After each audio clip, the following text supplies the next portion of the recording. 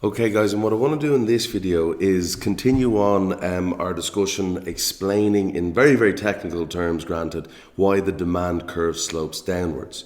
So there are three reasons, as I have said. In the last video we looked at the income effect. In this video we're going to look at what's called the substitution effect. Now all I'm going to ask you to do, yes, I'm throwing definitions at you, but all I'm just going to ask you to do is to try to calmly think. What economists like to do is to take something that you already intuitively understand and explain it in a way that's complete madness and nobody gets. So realize this is something that you already get. You understand intuitively why, as the price of something falls, you're more likely to buy more of it. Okay, so please don't worry. And the reason why I start off with that is because we have this horrible definition to start off with. Now this definition will make more sense following the next video, which is the law of diminishing marginal utility. But the reason why I want to bring this up now is I want you to increase your intuitive understanding of why people buy more of a good when the price falls and buy less of a good as the price rises. Now this is the second reason explaining why the demand curve slopes downwards, explaining why following a fall in price people tend to buy more of a good, and following a rise in price people tend to buy less of it. Don't forget, price has to have changed in order for this, the income effect, the substitution effect, to take place. Now when the price of a product falls, is the substitution effect relative to other goods. So ceteris paribus continues to apply here, as it always does in our study of economics. Everything else has remained unchanged, has remained the same. The only thing is, we're saying here in this example with this definition, is the price of this good has fallen. So therefore it's fallen compared or relative to other goods. There is an incentive to purchase more of the product, since the marginal utility, the extra happiness that you get compared to the price that you pay, has improved. Now let's think about this for 1 second. The amount of happiness that you get from consuming a product does not depend on its price, right? The decision on whether or not to buy a product depends on the extra happiness you get from consuming that product compared to the price. Right? So this is the whole idea. Is it value for money?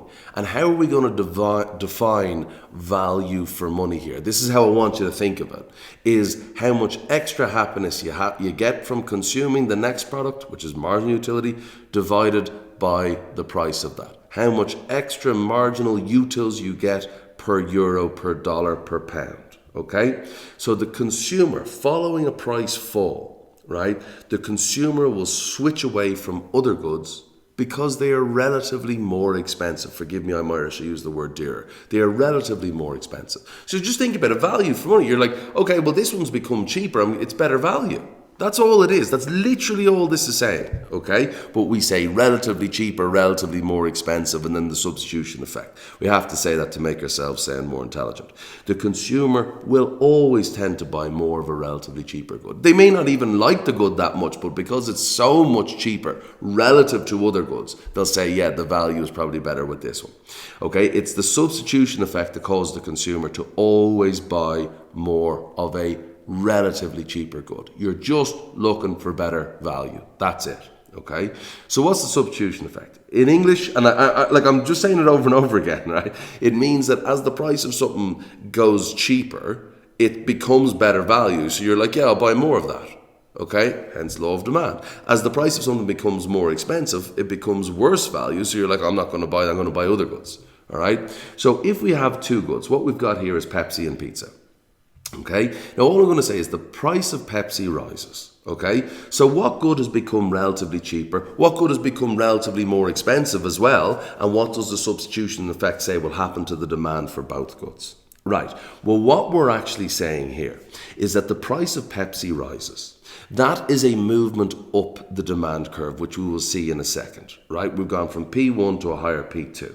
So the demand for Pepsi falls. Okay, now also what we're saying is potentially the demand for pizza will rise. Now I know they're not connected, maybe they're complements, fine, but I'm not too worried about that. Or, you know, all I'm saying is the value for pizza, the amount of value you get now for pizza compared to Pepsi, taking their prices into account, means you're getting now relatively more value. It's become relatively cheaper compared to Pepsi, right? So what does the substitution effect say will happen to the demand for both goods? Well, you'll actually buy less Pepsi and more pizza. Honestly, that's what it's saying. Okay. Now, looking at this here, okay, for each of the following goods or services, whatever they are, all right, state the answers to 3 of these questions. Which good has become relatively cheaper? Which good has become relatively more expensive? And what's the substitution effect say will happen to the demand for both goods? Right? So what I'd ask you to do is, as always, pause the video, okay, try and work your way through it, and therefore, once you have an answer to all of them, hopefully, press play and we'll see how you did. Okay, well, hopefully you've had a chance to do that. So we've got Coke and Pepsi, and the price of Coke falls. Now, please, I suppose maybe I should have said this earlier. I know Coke and Pepsi are potentially substitutes. They're not for me, all right? They're just not. I don't like Pepsi. I don't know why I've even put it in the video, but such is life. But these goods, in order for a substitution effect to occur, they do not need to be substitute goods. Please keep that in mind, all right? So assuming that these are the only 2 goods, all right, in existence, we're just talking about the desire, which is a substitution effect, to buy relatively cheaper goods, to get the best value for money. Okay, so we've got Coke and Pepsi, the price of Coke falls, right? Well, which has become relatively cheaper? Coke has become relatively cheaper. The price of Pepsi has remained the same. Which has become relatively dearer? Well, surprisingly, because Coke's price has fallen, the Pepsi has become relatively more expensive. And what does the substitution effect say will happen to the demand for both goods? Well, you will buy more Coke and less Pepsi. Okay, you will say, I will reduce my consumption of Pepsi so I can buy proportionately more Coke. All right. Now, magazines and coffee. The price of coffee falls. Well, which has become relatively cheaper? The price of coffee has fallen, therefore coffee has become relatively cheaper. The price of magazines have stayed the same. Which has become relatively dear? Well, as a result of the price of coffee falling and the price of magazines staying the same, magazines have become relatively more expensive. What does the substitution effect say will happen to the demand for each good? You will buy more coffee and less magazines. Now, I don't think they're substitutes, but there is a substitution effect following the change in the price of one good. So see, in economics, change in one thing affects everything else. All right, bicycles and jeans. I'm positive they're not substitutes. All right, the price of jeans falls. Okay, so jeans have become relatively cheaper. Bicycles, even though their price has not changed, have become relatively more expensive. Relative to what? Well, relative to jeans. Okay, they've become more expensive compared to jeans. Right, and therefore, what does the substitution effect say will happen to demand for each goods? You'll buy more jeans and less bicycles. Okay, now maybe you have to give it 10 years, but people do think like this. This is exactly how it works. All right, or at least most of the time. The price of TVs rises. Now, which has become more expensive between TVs and books? Well, first of all, let's go with the order of these questions. Books prices have not changed, but they have become relatively cheaper. Relative to what? To TVs. You have to give up more books in order to buy a TV now. Which has become relatively more expensive, TVs, and the substitution effect says you buy less TVs and more books. Never a bad idea, I suppose, lads. Right? And then the final one, holidays and insurance. The price of insurance falls. Okay, so insurance has become relatively cheaper. Holidays have become relatively more expensive. You buy less holidays and more insurance according to the substitution effect. Right? Now, these examples are simple off the top of my head. I'm just trying to illustrate a point that the substitution effect says you buy more of a relatively cheaper good. That's all. Remember that. And you buy less of a relatively more expensive good. Now, bringing this to the demand curve and to explain the law of demand and why the demand curve slopes downwards, which is stated by the law of demand, first things first, right, we need a price to start off with. Now, as we have said here already, there is no law of demand yet because there has to have been a change in price. This is the starting price. This is the existing price before we started to analyze this demand curve. Now what we're going to say is the price of Pepsi falls. Fantastic. We're talking about Pepsi, right? And it falls down to 1.